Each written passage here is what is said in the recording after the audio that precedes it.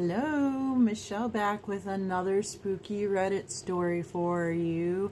This is going to be the last one for today. We're going to do episode 40. And this is called Experiences Living in the Appalachian Foothills. So I thought this one might be interesting. I had some requests for Appalachian Mountain type stories, so here's another one for you. Here we go. As nervous as I am, I think I'm ready to tell my story.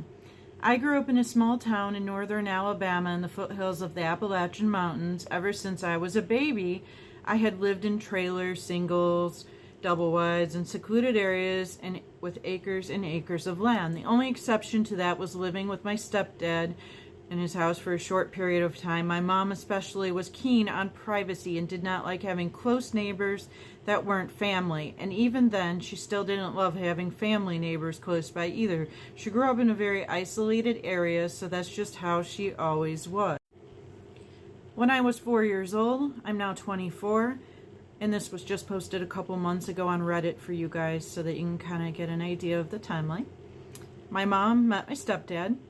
And when I was 5, my mom became pregnant with my little sister. She's now 19, and we upgraded from my stepdad's tiny old wood-paneled house that we lived in for almost a year to a double-wide trailer and sat in the middle of 14 acres of land surrounded by forest, hills, creeks, and southern Appalachian foothills. We could only see the neighbor's house when the leaves had fallen off the trees for the winter. As a little girl who loved being outside, it was love at first sight. We all fell in love with the property and moved in. Funny enough that the first night we stayed there was on Halloween night in 2005. The double-wide trailer was built in the 90s and had old blue carpet in the living spaces, and all 3 bedrooms had a black and white linoleum rolled kitchen and 2 bathrooms. My room was at the very end of one side of the trailers. My parents' room was at the other end. If you walked from my room to theirs, you would pass a small bathroom on the right, my older sister's room to the left. Walk further and the kitchen was on the right, and a dining area directly to the left of the kitchen, and the living room to the right in front of both of these. And then you would enter a den or office area, which was used at the time for my little sister's room, and then after that it was my parents' bedroom. Everything was perfect until I started having intense paranormal experiences at about the age of 8 years old. The first experience I had is the one that I still remember very vividly.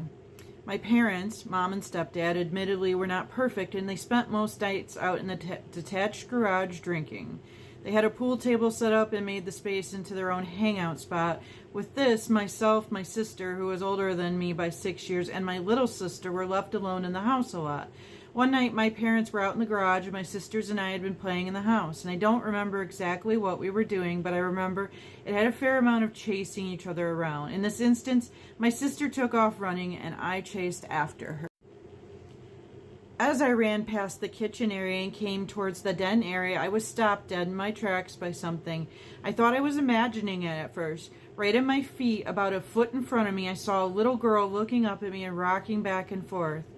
It was not my sister, and I could make her out clearly, although she didn't seem entirely solid, if that makes any sense. I remember the clothes she was wearing and the color of her hair. I immediately knew that what I was seeing wasn't real in the terms of an actual little girl somehow finding her way into our home. I was immediately filled with a sense of dread and fear, and after a beat of being frozen in place, I took off running and screaming towards my room, where my older sister was and my younger sister had found her way back to. My older sister was alarmed and kept asking me what was wrong. I honestly can't remember what I told her, but I was crying and I yelled at her to shut the door. As silly as it sounds, we shoved shoes under the door as a way of blocking it since my door didn't have an actual lock. I guess I thought that the spirits couldn't get through a closed door. I was hysterical. We ran out to the garage to tell my parents. My sisters and my parents all immediately believed that I saw something because of how scared I was. They didn't know what it was or how real it was, but they knew I was scared enough that I saw something. It wasn't the type of kid that would make things up, and they knew that. In retrospect, I have to say I'm very lucky to have had a family that validated me and didn't make me feel irrational, even at such a young age, whether they actually believed it or not. After that night, living in the house became an absolute nightmare for me. I don't know how or why that one time led to me having the types of experiences that I did, many of them much darker and scarier than seeing that young girl. Other family members and visitors had experiences too, but no one had it as bad as I did. If I am being completely honest, I don't remember exactly in what order all of these events take place that I will tell you, because it was so common for me to have experiences that the timeline blends together. I hope that doesn't hurt my credibility at all, but I'd rather be honest than pretend I remember exact timelines. After that night, I started to have experiences regularly. I never saw the little girl again, but I did see full shadow figures, adult apparitions, and very often I would sense and see what I thought was a little boy. I would hear things speaking and calling my name and mimicking voices, and I would feel things touch me and know that I was being watched by things I couldn't see sometimes. I was terrified to be alone in the house. Mostly terrified of the den area and my parents' bedroom. It got bad enough that my mom eventually had someone come check out the house, and being Southern Baptist at the time, went to talk to a pastor. Spoiler warning, that did not help. The next most vivid, disturbing experience that I can remember happening was one night when I was in my room again. My parents were in the garage, and my little sister, probably 3 at the time, had been out there with them, probably playing with the toys she brought out. My older sister was at a friend's house. The way our trailer was set up, there was a large porch with somewhat creaky wooden steps and a loud screen door. We always left the actual door open and would use the screen door throughout the day and night when we were all there, as I found it's common mostly in the South. My mom would come in a lot to use the restroom, check on food that was in the oven, or put my sister to bed. I could always hear footsteps walking up the wooden steps, the screen door squealing open, and her footsteps walking through the entrance, all the same. I could hear when she would leave. This particular night, I hear her walk up the steps and open and close the screen door. I assume she came in to lay my sister down since it was past her bedtime. She shouted something out to me to check on me, and I responded. A few minutes later, I heard the screen door open, bang shut, and her footsteps walk back downstairs to go out to the garage. I could also hear the garage door close.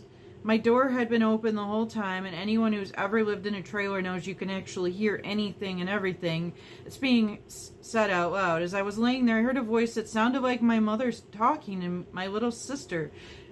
For anonymity purposes, I'll call my little sister Haley. In a voice that I thought was my mom's, I heard, "Haley, wake up." I didn't think much about it at first until I heard it again, and it almost sounded angry. "Haley, wake up. Get up." Okay, guys, sorry to do this to you. It looks like this one is kind of a long one, so we're going to go ahead and just call this one and do a part 2. So I will post it right away, so just give me a few minutes and it will be there for you. Thank you. Hit that repost if you would for me, please, and thank you so much for you guys that listen to my videos. It means a lot to me. Like them, comment, do all the things to help support them getting seen by more people, please. Thank you.